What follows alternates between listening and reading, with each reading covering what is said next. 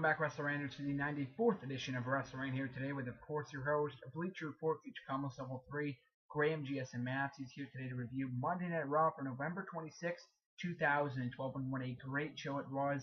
Really enjoyed the entire 3 hours, especially the latter 2 hours, which I'm going to break down for you right now. To kick off the show, we had Ryback versus Titus O'Neil, of course, happening after Ryback defeated Darren Young last week on SmackDown. And this is a fine match, of course, basic squash match with Ryback going over. Like that one spot when O'Neil hit his finisher, and the commentators, especially Michael Cole and specifically, was in complete disbelief that Ryback's streak could be over. Not streak, but his winning ways, so to speak, since his streak kind of ended at Hell in a Cell. But technically, even still, that was a cool moment. But overall, this was a fine match. Ryback goes over here. Following the contest, he demands that he get CM Punk and or the Shield. Of course, for those of you who are unsure who the Shield is, it is Dean Ambrose, Seth Rollins, and Roman Reigns, who were confirmed with the stable name later on in the Shield, which I'll get to in a little bit.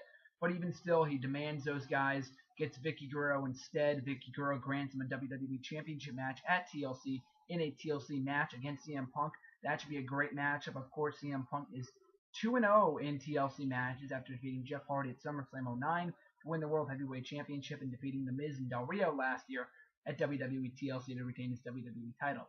So that should be awesome. But he did not get Punk nor the Shield, which we'll get to Ryback later in the night. But even still, this is a good way to kick off the show. Ryback was pretty impressive on the mic, certainly improving in recent weeks. So I'm looking forward to his continuation of his improvement on the mic going forward. Our second match of the night, we had Alberto Del Rio defeating the Great Khali. Sure, it seems a bit random on paper, but it was kind of set up backstage with Alberto Del Rio defending Rosa Mendes after Hornswoggle sprayed some water, of course, insert your sex joke there, after last week's Raw. So this match, of course, happened subsequently, and then Del Rio goes over with the cross arm breaker. It was a fine match. It wasn't really anything all that bad. Khali was okay. Del Rio, I was glad that he picked up the victory. Nothing really all that meaningful. Del Rio picks up the victory. But, of course, what I'm intrigued with the most here is, of course, a Del Rio and Rosa Mendes pairing.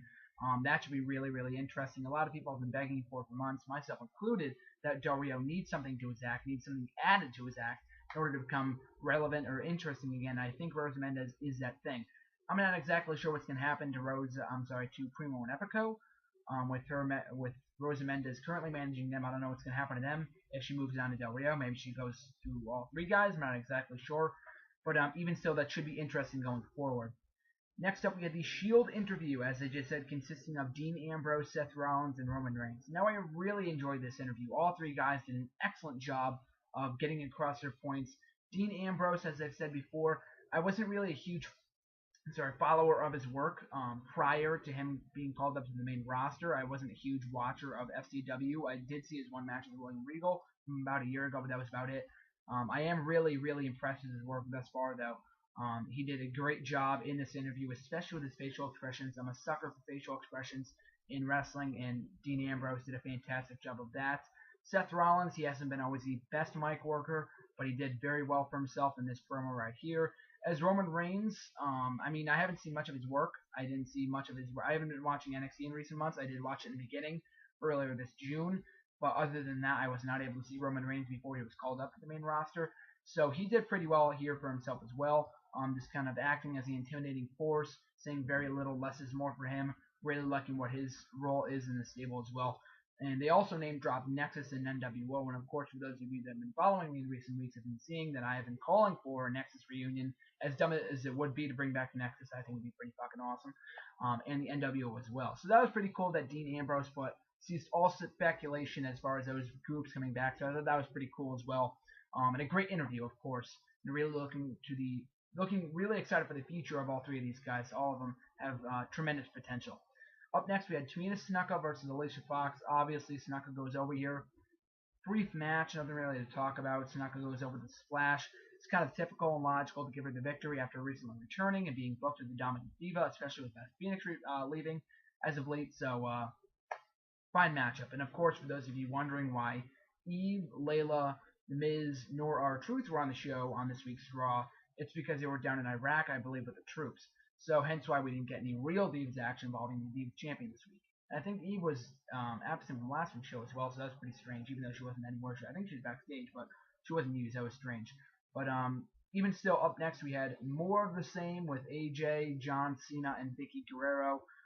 There was some good mic work and good verbal exchange between John Cena and Dolph Ziggler, but aside from that, this wasn't really all that significant. It was pretty much what we've seen in recent weeks, just not as bad. I really love what they did last week on Super SmackDown in the opener with the Miz TV and stuff. That was really entertaining. This not as much, but even still, it was used to hype the John Cena versus Ziggler match for later in the night. So at least it was effective in that aspect. Up next, we had Kofi Kingston versus Tensai, a good match right here. Kofi Kingston goes over with the flying crossbody, and that's a nice touch. I like adding more moves to his arsenal. He's been using that for years now, but I liked how they're finally pointing it out as an actual finisher. Remember, that's the same move that defeated Dolph Ziggler to win the Intercontinental Championship with in the first SmackDown of 2011. So with that being said, Wade Barrett, as always, was great on commentary. He was great on SmackDown, now great on Raw as well. He's a gem on the mic. Really looking forward to his match with Kofi Kingston for the IC Championship at TLC. This could be a very fun feud. Of course, I'd much rather see Wade Barrett in the Intercontinental Championship picture. In the World Heavyweight Championship picture. That's where he belongs. With that being currently occupied with Big Show and Sheamus, maybe potentially Randy Orton, and the pending Dolph Ziggler cash-in, I don't think right now is the right time for Wade Barrett to be in the world title picture. So putting in a feud with Kofi Kingston is the best thing for now. Very good booking there, and really looking forward to their match, as I just said, at TLC for the Prestige Prize. Up next, we had, for the first time ever, Rey Mysterio versus Daniel Bryan. Funny story here on Sunday night, I posted an article on Bleacher Report naming 7 matches that Rey Mysterio should have before he retires.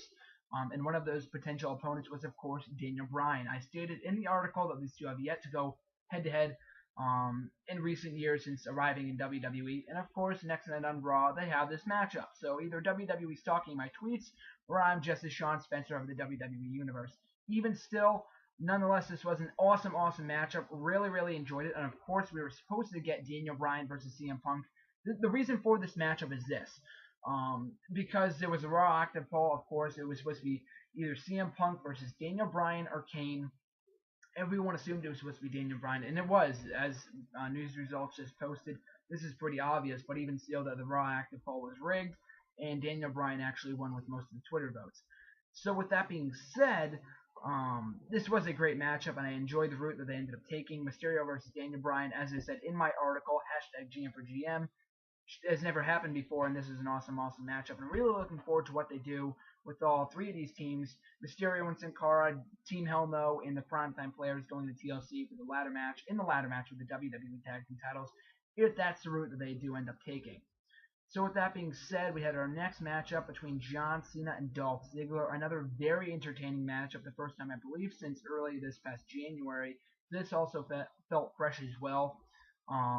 Ziggler looked strong at his feet, and I'll get to the finish in a minute, but as far as the action goes, it was very, very enjoyable. A lot of near falls with Dolph Ziggler countering the AA into the zigzag. Really enjoyed that spot. That was a 6 spot right there. So now to the finish. Cena has every out, every excuse to lose in this matchup, from his knee injury to AJ distraction with Vicky Guerrero at ringside. You would think that John Cena would lose this match, especially following the strong week that Dolph Ziggler had last week. But even still, John Cena goes over here cleanly. So that was a bit disappointing. And of course, if Dolph Ziggler does not go over at TLC in whatever capacity that he's held in, I will be even more pissed. But as for right now, I am holding out hope that Dolph Ziggler will defeat John Cena in some form or fashion come TLC. I wanted to see this matchup at TLC and not the mixed tag team match that is rumored between Cena and AJ versus Ziggler and Vicky. But if that's the route that they ended up taking, or Ziggler and Tamina, that's another possibility. But even still, I do suspect that I want to see Cena versus Ziggler in a tables matchup, and Ziggler picks up the victory. Even if it's a fluke fashion, that's fine with me as long as Ziggler wins. But with that being said, aside from Ziggler's loss, this was a very, very good matchup, and of course the match of the night. Now, another match of the night contender we had up next, Sheamus versus the United States Champion Antonio Cesaro. This was a very physical bout. Really, really enjoyed this one. A lot of awesome action in this match. Cesaro looked great here. He was not pinned by Sheamus, fortunately. He lost via countout. Of course, he wasn't going to pin Sheamus, the former World Heavyweight Champion. They're trying to push this guy to the moon, and they want to protect him. So they're not going to have him lose to Cesaro. That was fine by me. At least they didn't have him get pinned by the Celtic Warrior. They had him lose via countout. That was fine by me. It also helped further the feud between Big Show and Sheamus after Big Show came out of the chair, then awkwardly started running back, or walking back rather. With that being said, this is another great matchup, and hopefully we see more from Cesaro and Sheamus at some point in time. Up next, Damien Sandow versus Zack Ryder. Nice match on these two. Kind of brief. The crowd is pretty flat for it. Don't really blame them after the 3 consecutive matches that we had in a row between Mysterio and Bryan, Cena and Ziggler, and Sheamus and Cesaro. So of course they're going to be flat for this match, but it was effective. It was effective in the sense that it helped give Damien Sandow a victory going into his match with John Cena on main event this past week. And on that note, main event has been fantastic since it debuted last month. So those of you that aren't tuning in on a weekly basis, I strongly suggest you tune in this Wednesday night to see John Cena versus Damien Sandow. Should be a great matchup. Up next in our main event, CM Punk versus Kane.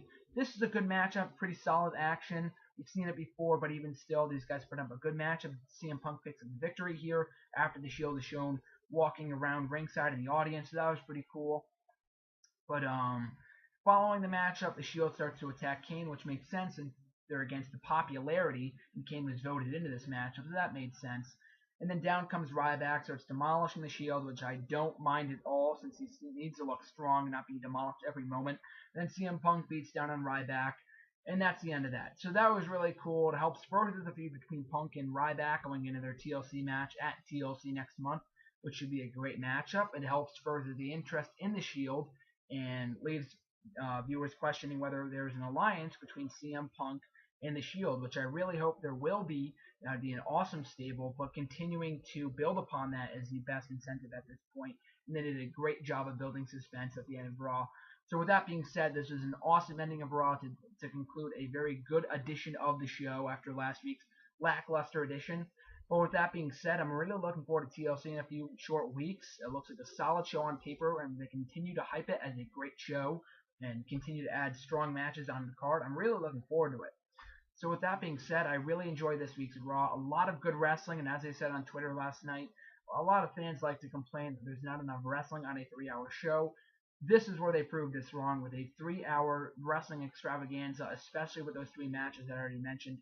Mysterio and Bryan, Cena and Ziggler, and Sheamus and Cesaro. So if you missed the show, if you fast forwarded through some things, go back and give those 3 matches a second look. They were great, and I really, really enjoyed them. So hopefully Raw is more of the same next week, or even better. So with that being said, I hope you guys enjoyed this edition of WrestleRant. I will be hosting my 100th edition of WrestleRant before the end of 2012. So be on the lookout for that. Make sure to subscribe as well. I really do appreciate all the subscriptions you guys give me. Make sure to check out my full review of Raw in written form on Next Era Wrestling, as well as Bleacher Report. And make sure to tweet me your concerns, questions, and whatever on Twitter at @SAVE_GSM. So as always, thanks guys for watching. I really do appreciate it. This is GSM signing out. Till next time, guys.